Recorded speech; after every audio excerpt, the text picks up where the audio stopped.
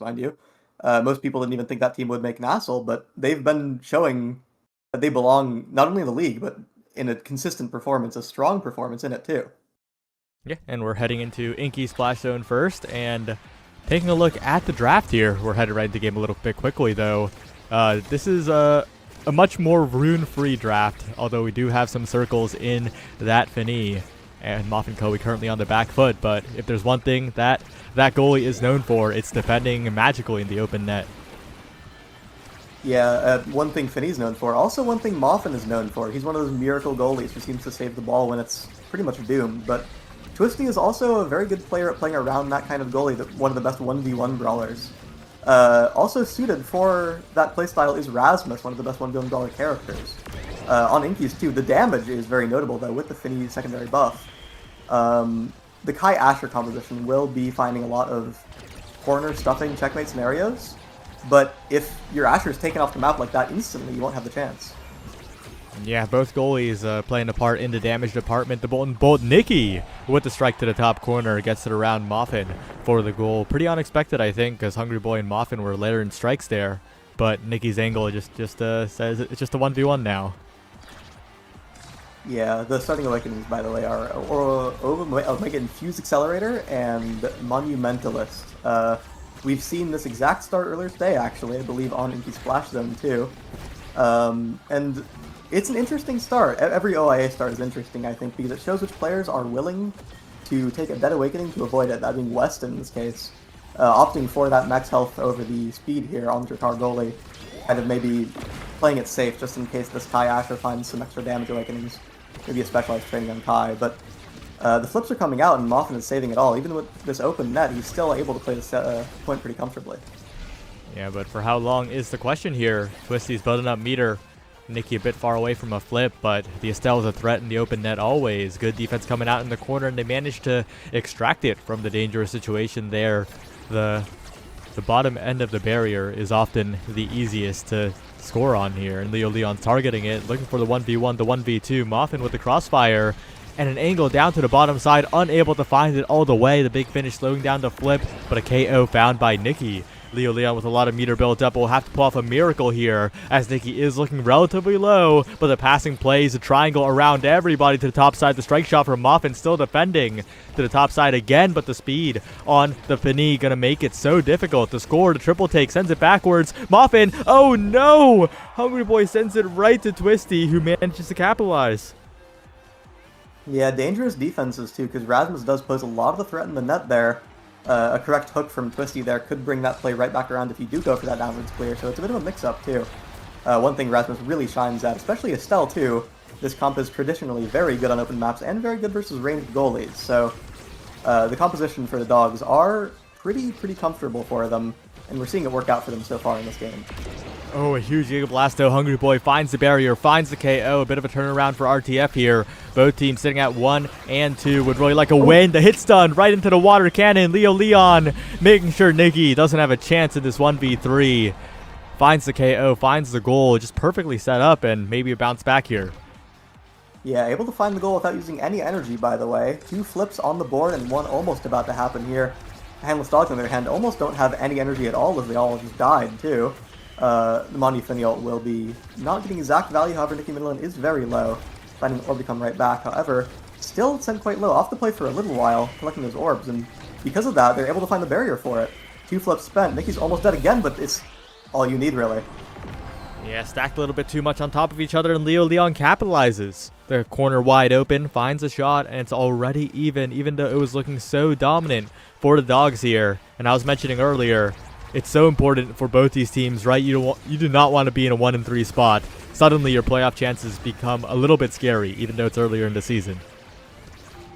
Yeah, 1-3 is one of the most dangerous score lines. It's technically possible to go for a 5-4 from that, but really that's when it starts getting scary. A 1-2 is a lot safer, but already a set win for the Handless Dogs, for the Dog Slayers 3, off the water cannon, playing off the barrier, and Rasmus Primary closing it out. Doing what it does best there, converting off of that open space here, and Nikki Midland will get the first pick in this draft. Quite a few things to pick from, though. One thing standing out a bit more than everything else, I think, is the peak performance, especially in a game where she is taking quite a bit of damage, and there it is again. all that damage that was being focused on her is now going to be a lot farther from enough to kill. Yeah, and just trying to drop down a pick here. The size falling to the Asher going to be extremely valuable. We saw Leo Leon's presence in the corner up close, and combined with the Among Titans, the forwards are both massive. Interesting draft philosophy from Return to Form here. 2 Size Awakenings and an extra half of Size Awakening being tacked on both forwards at the cost of Moffin's size, but he's so fast it's almost like he doesn't care. These 2 massive forwards are you want this size. Kai and Asher, able to cover all that space with just a strike, is perfect for how they're already playing. That might actually be an interesting game-winning draft, a very, very interesting play here. Already finding 2 kills, by the way, with no damage awakenings, except for, I guess, the 7% impacts on Built Different. Just the OIA is enough. And not just the size, but the damage as well. They're landing every ability, and if they can keep that up, it'll be a difficult game for the Dog Slayers here, but Twisty going for the rebound, finds the hook as well. The chip damage so meaningful on both teams. The power play looking good. The Crystal Thorn's going to send it in, and it's already evened up. Yeah, and this is the natural Inky's game state that you'd come to expect, where all the points are going so quickly. As soon as a barrier falls, the point kind of snowballs out of control. It feels like every single point is 20 seconds or less, and the ones that do stall out tend to go for a lot longer, but we've been seeing a lot less of this recently, as every time Hungry Boy is finding these random Giga Blast kills. Nikki Midland, again, going for those Quangle attempts, some of them successful, some of them not, and Weston's already super, super low. Maybe not picking OIA was correct for him, as he would be dead right now, but it's not going to make the difference, as Leo Leon is going to find the strike or win. And we've seen the offense just be overwhelming, right? Of course, Inky's a very swingy map. Whoever gets the first barrier has a massive advantage. But the fact that both teams are able to keep possession so well after the initial push is a testament to how well they're playing right now. Twisty to Nikki, looking for the crossfire on the barrier, unable to do so. And Moffin's going to have his work cut out for him here. Yeah, very calm possession going on here. Rasmus Estelle is the kind of team comp that really wants to have the ball for as long as possible. But if Kai and Asher are competing, especially with that extra size they have, it becomes very scary for the Dog Slayers, as anything can happen. You can set up for a corner offense checkmate scenario, or you can randomly go for an open shot on the barrier there. Weston not able to cover both. No one really is.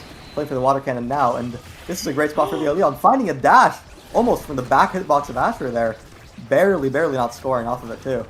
Crystal Thorn's looking scary. Moffin flinches, but the range isn't quite enough, and that means after the strike, it's Nikki finding the barrier, the water cannon active. And Twisty low, but not taken out just yet. The course speed around to Weston. The angle is good. Leo Leon low. Twisty as well. A KO could be found here. Nikki middle in full control, but it goes all the way back to Weston. Going for the Quangle, but Leo Leon avoids. And now the Asher's in position to corner offense potentially, but not quite. It goes back to the midfield, drifting awkwardly. Hungry Boy with the flip. Can he do it? Can he make the difference in this dangerous situation? The flip goes wide. The shot is good, but the big finish is even better. Leo Leon, the strike war win. Weston gets it out of there. And now Leo Leon, who's still surviving somehow, would just win a strike war and send it to the bottom corner of the goal.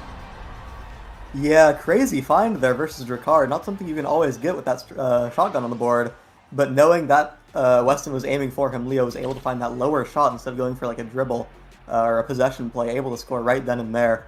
And this draft, again, Estelle is in the back, so there's no chance she's getting that bulk up for the synergy.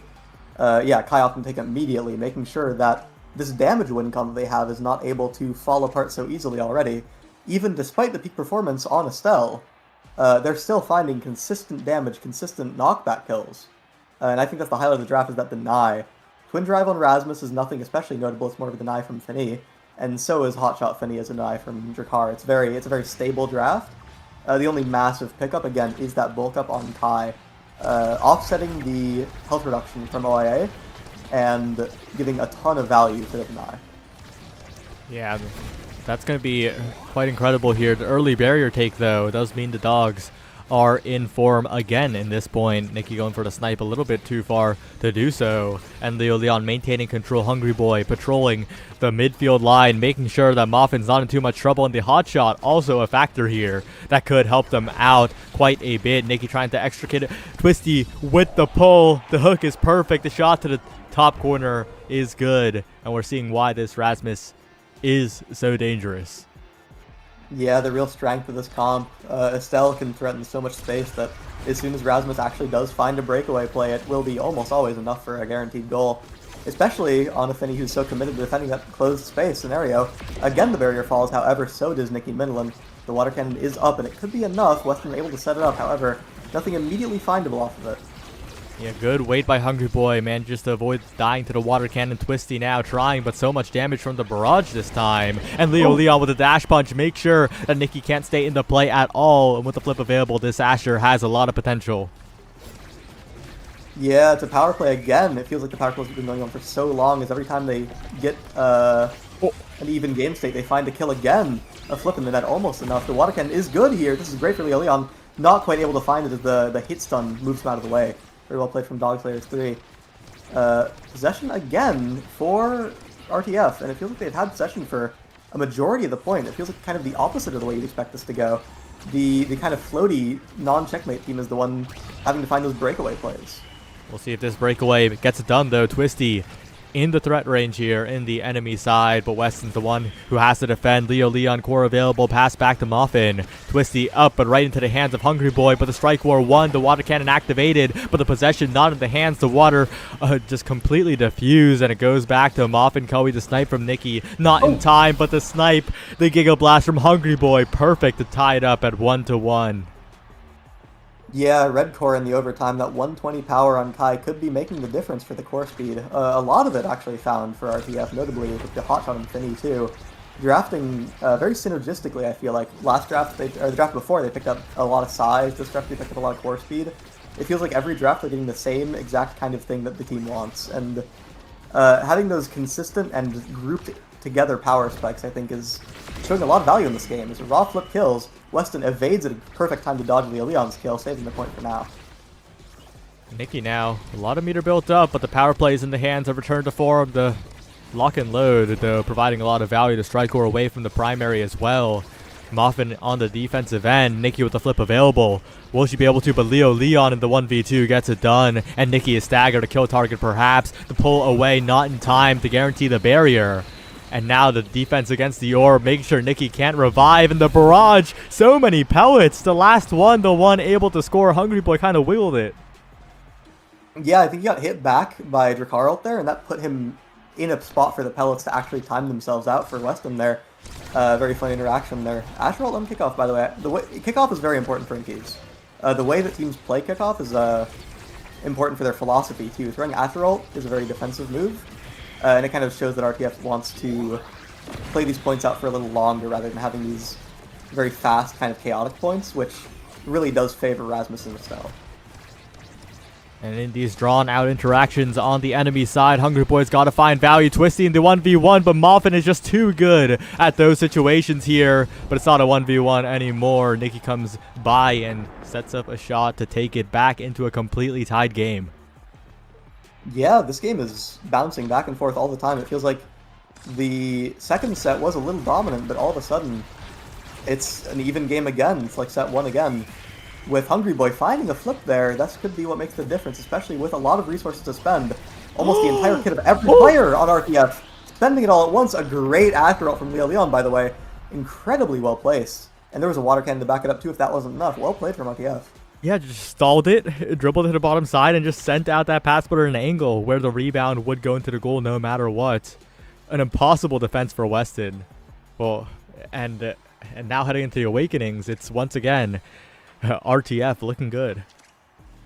Yeah, denying a heavy impact from Drakkar overtaking a dash awakening is Kai. Also, Hungry Boy, I notice, is a lot more inclined to playing a damage kind of Kai build, so the heavy impact could be not much of a concession, honestly, for that Giga Blast damage. That might be exactly what he wants. Again, by the way, they're drafting in unison. Heavy impact Kai, tempo swing Actor, and Stinger Finny. It's exactly full damage for RTF. They're all drafting at once for the same thing. Notably, the only real massive pickup for the Dogslayers 3 is Nikki Midland's dash range, which can provide plenty of value, but I think compared to RTF, it might not be enough. Perhaps not here. Weston down to bottom side. Twisty looking for an opening. The lock and load to reinforce in the strike war against the barrier beam after it breaks.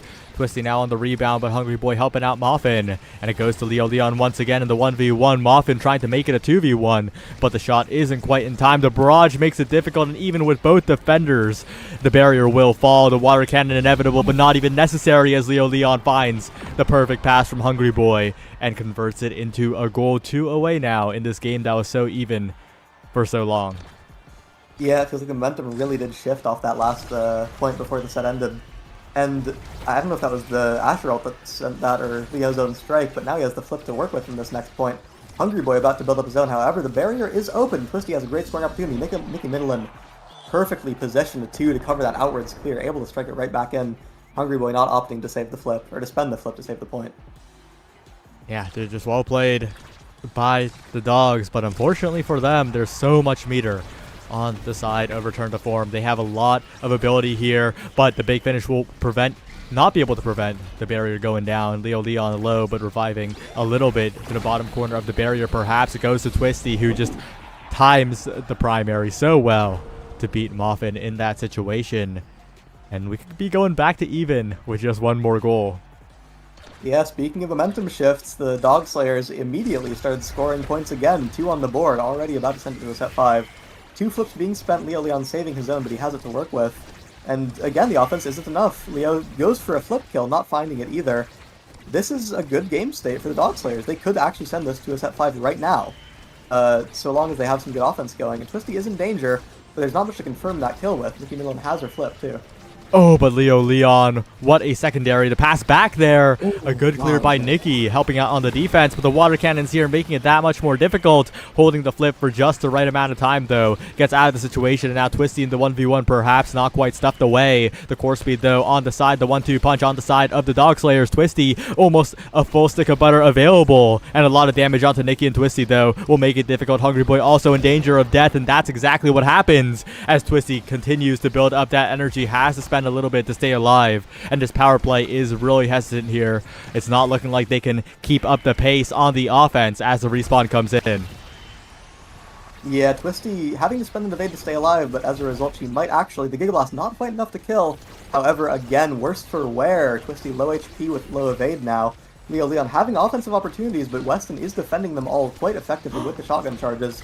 And again, the barrier is found. It feels like Dog Slayers are finding the breakaways, but suddenly, randomly, Hungry Boy finds a gap between Nicky Midland and Weston, actually able to get that upper shot and find the goal for it. Wow. The set is still alive for RTF. Yeah, Nicky clearly expected the pass right to Leo Leon, right? Was positioning for that pass, but ended up moving a little bit too far up. Yeah, that's the mix-up in this game. You have to cover one kind of space, they can play the other. Again, this damage comp. You wouldn't expect Kai Asher to do all of this damage, but the threat of it, the pressure of it, is enough to make that goal open itself up. Yeah, incredibly well played by RTF. Although it was close throughout, they slowed down the pace of the game, really. Made sure that Dog Slayers couldn't run them over with their speed. And when that happened, it gave Leo Leon and Hungry Boy so many opportunities to set up plays. Yeah, and I love Omega and Fuse Killer starts. That's the kind of game you see on that start where people are falling like flies, dropping like flies, with a composition you wouldn't expect to do all that sustained, consistent damage. Still finding that strength and the haste and the checkmate opportunity from Asher, while also playing a strong damage game. It's not something you always see, and it's an interesting game state, honestly. Yeah, Omega Infused Accelerator might be the real glass cannon. Oh yeah. Much more fitting name, honestly, so we'll see what happens in the next game where, again, we've had that start for 2 games now. That seems pretty unlikely. Yeah. The third is possible, though similarly unlikely. However, it's just as likely now as it was last game, so anything can happen. Speaking of unlikely, though, we're seeing an unlikely map. There's been complaints about this map being in the map pool. And I think from that statement alone, you'll be able to guess where we're going in the next game. I have some guesses. Yeah, does it start with a A? It does start with an A, but there are 2 maps that could be a guess that start with an A. I'm going to guess AHTEN City rather than IME Zap, personally. That's what I'll have to go with. Yup, somehow, some way, AHTEN City has made it through. This was the Dog Slayer's pick, right? Was it? I feel like the way I see RTF No, it was likes to RTF's play. pick. Really, I'm wrong about them then. I thought they were a lot more damage favoring, but going for that open space kind of map, they really like the I don't know, maybe Leo gets on like Zentaro or Julie or Kazan, one of those lesser played brawlers with the obvious exception of Juliet. Wait, you'll never guess what the start is. Say it ain't so. We're dancing on AHTEN City. Orb a dancer. Okay. But high key, this An is fairer, interesting right? game. Like, it kind of feels more honest when it's a starter. Well, yeah, because it's not like you have to deny an orb. You have to go out of your way to deny an orb from the person who has the awakening. You get the value from it by doing that yourself. Bulk Up is a notable pick, by the way, because it's a great awakening. It's one of the best in the game. But it's contending with Orb Dancer on Alton City, so it might be something we see go back into the pool despite its strength, right? But the very existence of it, I think, kind of nullifies the chance to play any damage in this game, which is, again, something RTF, I think, at least, is very good at doing. They're one of the best damage teams. You get Hungry Boy on Vice, you get Moffin on like Rasmus or Finny. They're an incredible damage machine, but on AHTEN, with a Stagger Awakening, and Orb Dancer, I don't think that's a possible play, so we'll have to see what they opt for instead. Okay, it looks like they're trying to veto this start. Really? Yeah. Can you do that? If both teams agree? Stuff like that has happened a lot, so we can't tell them that they can't, right? Wait, can we? Yeah. Well, I could, I just don't have any authority, you know?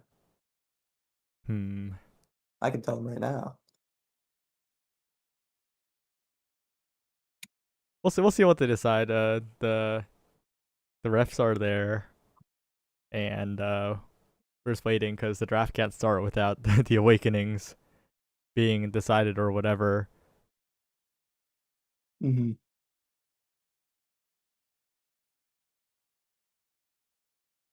Well, it looks like it's being. I think the refs are discussing in like the VC above us, so we're just gonna have to sit here and wait, I think. Well, if this draft is the one they're going for, there's a Rasmus and Estelle ban, which is interesting to see. I like the orb start. I wouldn't veto this if I were in the game personally. These are weak players. You got to run it.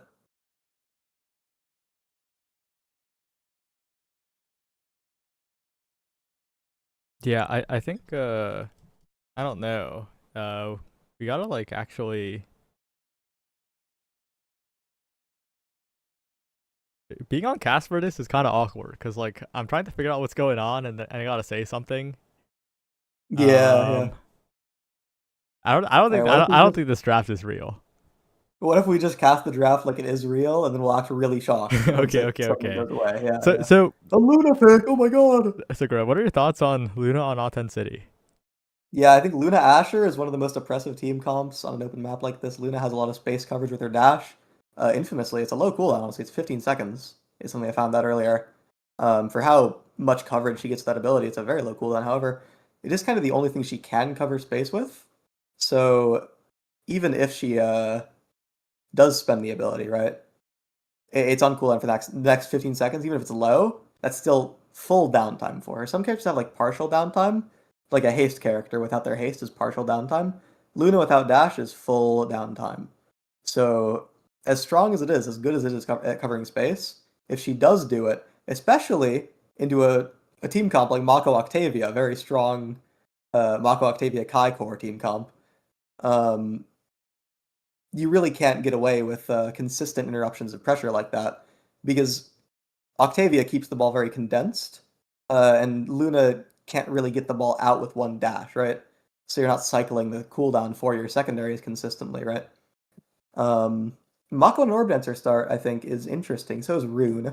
We can only really guess what the goalie is. It could be Moffin's infamous Rune goalie, something he's been known to pick out in times of need.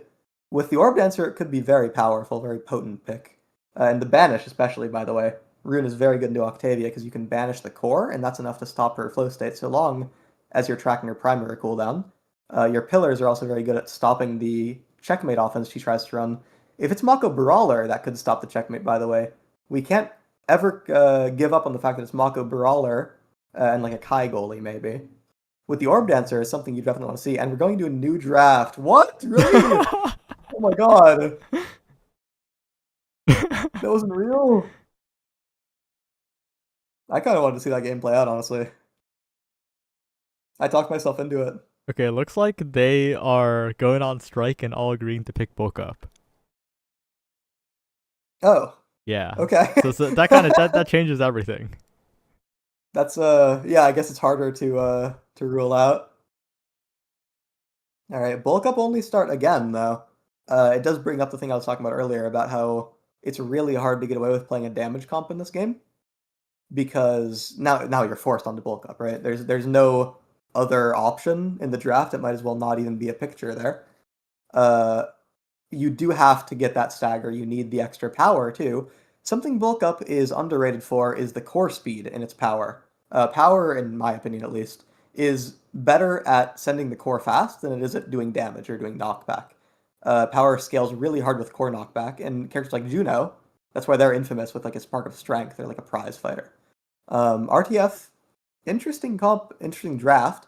Hungry Boy on Aimi, and either Moffin or Leo Leon on Kazan. This is a flex pick Kazan. And Kai could also go midfielder or goalie, and we've seen Twisty play the Kai Brawler too. So that is also a triple flex. So some very interesting drafting coming on here. Flexing a character, I think, is one of the strongest things you can do in this game if you can get away with it. And the pick like Kai, there's Luna to support, by the way. Wait. See, this is why it was... Luna was real. Exactly. This is why it was a valuable draft to speak of. Because now everything I said applies now instantly, except for the fact that they're playing into Mako Octavia. They can actually get more chances to interrupt those possession plays. A single dash will be more valuable to cut a pass because you're stalling out the play longer if it's being played in open space, right? An Atlas pick is interesting because Atlas isn't especially good at defending the barrier, right? It's too large for him. He's too slow for it. So it's a lot of open net Atlas, which he's less known to be great for, though he's still solid at defending open net. And the Dubu, I'd like to say, Moffin's Dubu is infamous among his teammates. So there's a good chance that he's actually playing the Kazan, and the Dubu is actually on Leo Leon, the Brawler. Though I will say, I don't think you need to lean that hard into checkmates on AHTEN City, though it could be a good Atlas counterpick. Oh, all right, we'll see. No information on our POV of the select screen, but we'll be able to tell in just a second if it is indeed the Dubu Brawler. But it would be pretty on brand for the Kazan to be the goalie here. Yep, ooh, there it is. Dubu Brawler coming out. Police Officer, Leo Leon 500. With the bulk up, by the way, Dubu scales the best with stagger awakenings of any character in the game because he has more max HP by a long shot, too. So we already see him at 127 power at level 1 without any stagger scaling at play. He'll be having a lot of roll knockback. Dubu's secondary is one of the hardest hitting abilities in the game. It scales with power very well, so there's a real chance we see some random knockback kills this game from Leo Leon. Open net already, but Moffin on the Kazan is perhaps the goalie and player combination most known for defending the open net. Like, there's both barriers still available here. Plenty of healing on AHTEN City, a map that has not been seen in competitive play for what seems like multiple years. Actually, it has been multiple years since we've seen this map in like NASL proper. Really? Wow. It hasn't been picked before when it was in the pool last time? Okay, not multiple years, like a year. Oh, okay. It's been like a year. But the first was it in the goal... pool for last season? Last time was NASL 5. I believe you. I wasn't. And last season. Okay, we're believing a little bit too easily. And last season. Okay, all right. I don't believe you anymore. So last time was not NASL 5, and we're seeing a return to form struggle a little bit here as the flips are cashed out, and the goal is found again. Yeah, the fastest game in NASL history was on AHTEN City last season. Yeah. And this is already looking like the second fastest game in NASL history if this pace keeps up, by the way. While we were talking about all that, it's already set point. The Dogslayers finding that open map prowess that they were drafting for in last game, kind of playing off of it here with two midfielders, by the way, two midfield characters. I for that grounded possession and Luna for the open space coverage. It's what Luna, I think, is best at right now, is being able to cap off of one single lost possession and keep it going from there. And if you're drafting a Kai brawler, if you're putting your brawler on Kai, I think that's what she's best at doing. Yeah, and Twisty looking to try and make the scoring happen again, but Leo Leon in the corner now. The Eagle Blast from Twisty. Hungry Boy does find a barrier, though, but it's still a power play, and Nikki has the dash in just a few seconds here. Could be a really, really nice cross on the open net, but Moffin has flip available, going to be difficult as Hungry Boy gets the flip as well here. Tons of energy available for return to form to try and make a comeback, but they need a major one as the Summer Assault is ineffective for the moment. The Crater not going to do it. The Giga Blast hit stun. Moffin, oh, okay. That one sucks. Primary not quite finding it on the open shot in the net there. Hungry Boy able to find a downwards shot. Maybe a server issue, maybe an age issue, maybe a character issue. Atlas could be any of the three. One thing I would like to point out is that this Luna midfield is going to be going for a lot of forward inclined dashes. And if they miss, she has a lot of mispositioning to work around. She has to walk all the way back just to get to any defensive spot. And she is the midfielder too, not the brawler. Though the positioning would make you think otherwise, right? It could be anything here. This could be Kai midfield, as Nikki Midland is also known for her brawler role. So anything could really be happening to the Dogslayers here, and it's working out for them. But yeah, they're playing a very fluid offense here, as Leo Leon with the flip available, though. And not very fluid on the side of return to form with the Dubu and the Aimi. The Dubu, of course, can be played midfield, but on a map like AHTEN City, it's not looking quite pretty if that is indeed the case. Leo Leon trying to cover the corner on the top side. The primary coming out the rebound to Hungry Boy. And lots of meter being built up from all the orbs across the map. But Leo Leon unable to get into position just yet. The Trophy Fortress making it dangerous. But again, it's so difficult to score on Weston if the approach is through the corner. Yeah, Weston, with all of those defensive resources, his flip included, makes it very difficult to find that checkmate kind of playstyle, where otherwise Dogslayers are able to find some random open space stuff. However, Moffin able to clear it all the way out, and a bumper clear, or a bumper bounce pass to Leo Leon gets right around Weston's strike range and primary. Very well played from RTF. And all of a sudden, the second fastest game in NASL history has turned into a 0.5. Yeah, if we're thinking like second fastest game in NASL history, there was a pretty fast one earlier today, unfortunately. It happened to the same team as the fastest game. We don't talk about that one, though. Yeah.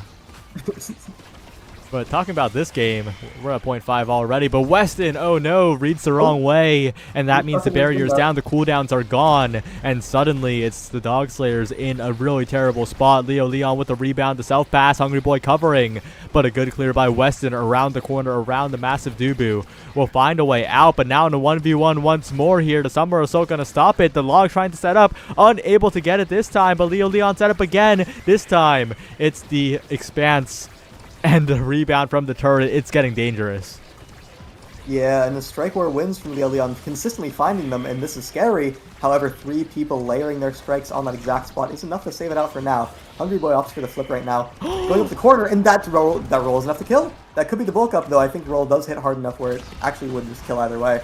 Nikki Midland is the next damage target, and the dash forces out the evade. Crucially, if Nikki Midland could tank that dash, I think she would have been able to save the ball, right? Because the evade timer was the reason she couldn't walk up to save the ball there.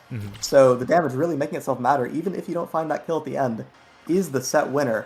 And Hungry Boy has his pick of the litter here, Prime Time and Super Surge and Missile Propulsion, many important picks, opting for the Orb Dancer, which I didn't even see, went right back into the pool. This does mean Atlas gets to pick between Prime Time and Missile Prop, both of them being taken away. Kazan does not like losing Prime Time here, as he doesn't have many alternatives. The Prize Fighter is his best next pick for the power, something Kazan really does like, especially on his closed strike.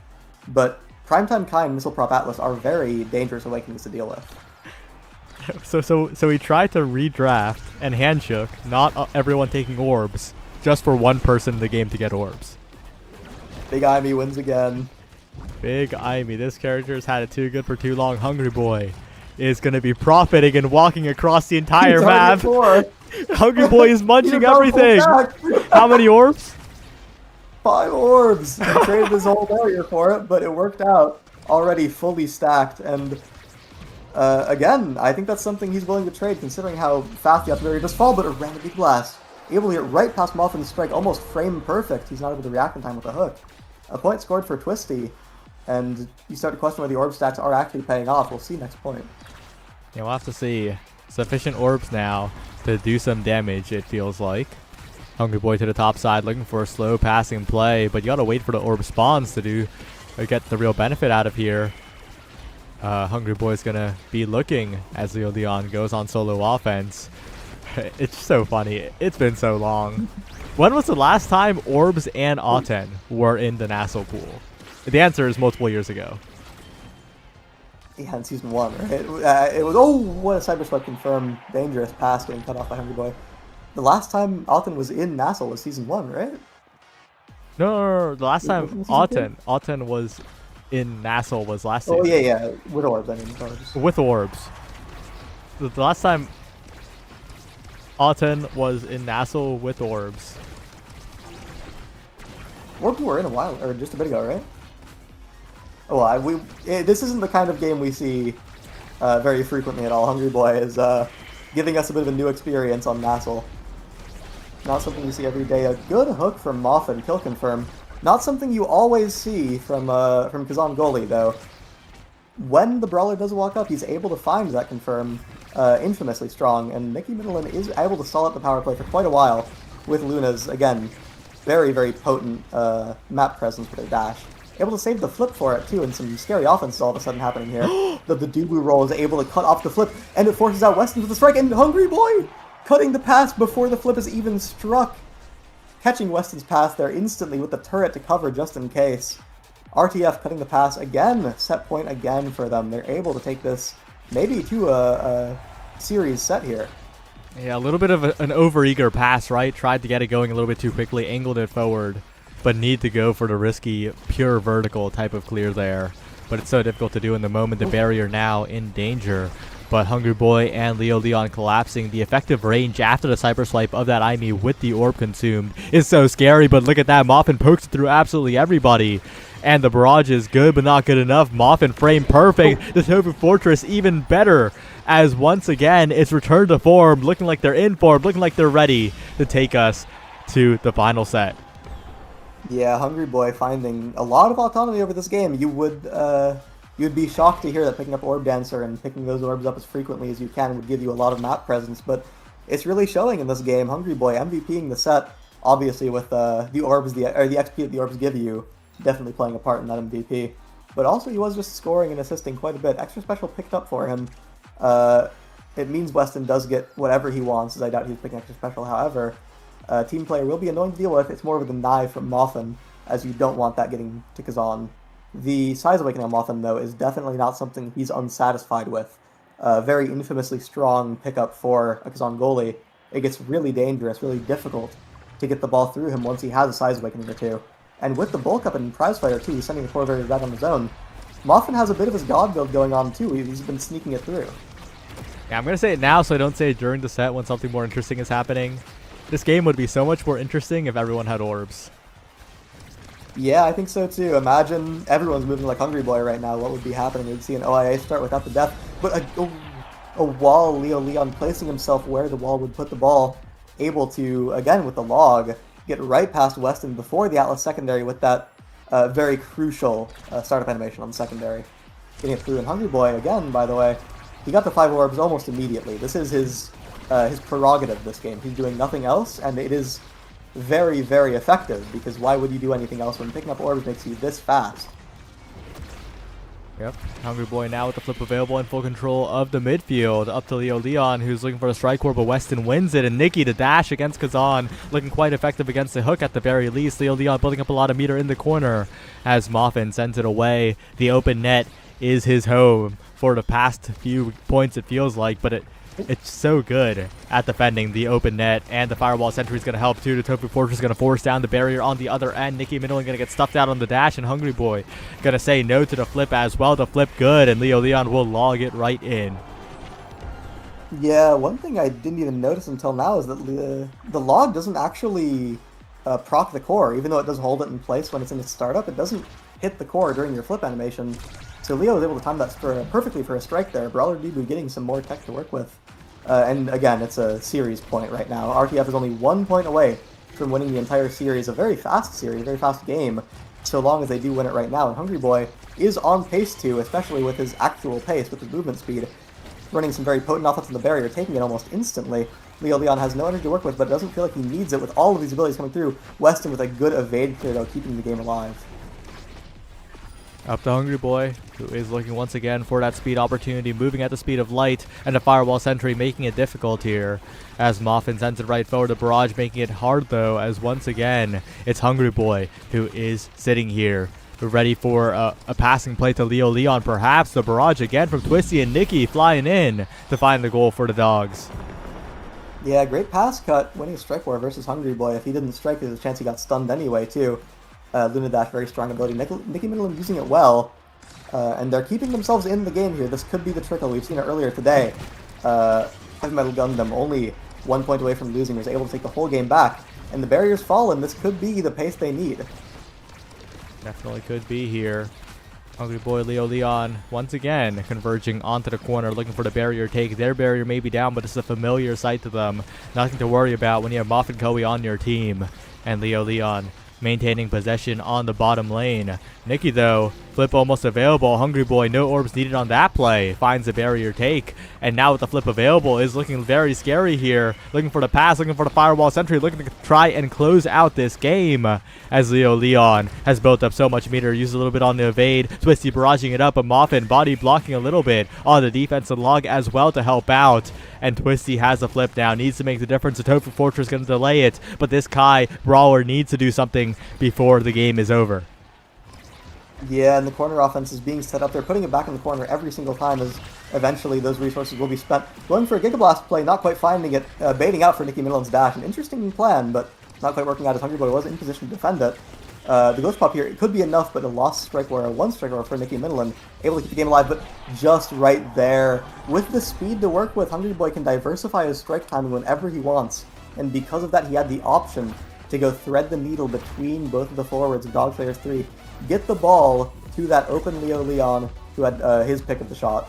He go up or down, Weston can't cover both, he eventually found it, and a clean sweep from RTF in that game too. Yeah, and it's just so disappointing, right? Because the game was kind of decided after the first set when, of course, Leo and Hungry Boy executed very, very well, but how do you handshake a worse game state? Like, guys, you handshake a worse game state and then blame the orbs. This is why we have rules in place. This is why we have them. There was a chance, there was a very small chance that the orbs wouldn't actually come back into the rotation, though, if no one picked it, so you never know. Yeah, there's really not much to be learned from this game, unfortunately. Moffin, though, performing as well as always, right, on that Kazan goalie in the open net. Perhaps the player that is looking the most comfortable on AHTEN City as a map, as the barrier is often even more vulnerable than the open net itself. Absolutely, and it's something that you're kind of scared to pick in the Moffin there, the kind of comp like Kai and Luna, where if he does get that power and that size, if he gets that full comfort and he can just play literally however he wants, it's really, really difficult to score if you don't have any inevitability, if you don't have any checkmates. If you're playing Kai and Luna, you're not able to find many consistent guaranteed goals, even on an open map like AHTEN City. It's really hard to open up a Kazan like that, especially a Kazan as good as Moffin is, with two forwards that don't have any checkmate pressure. Yep. But that's going to be a 2-0 for RTF here, and sitting at 2-2 is quite good for their playoff chances, right? That record is looking pretty optimistic, all things considered. Yeah, and the way we're playing now, I wouldn't be surprised if they made playoffs if they had a very, very clean rest of the season, because they're looking very strong, too. Well, we'll see. Match 4 is up next. It's going to be EKC versus Rats, but before that, we're going to go to a short break, and we'll see you soon.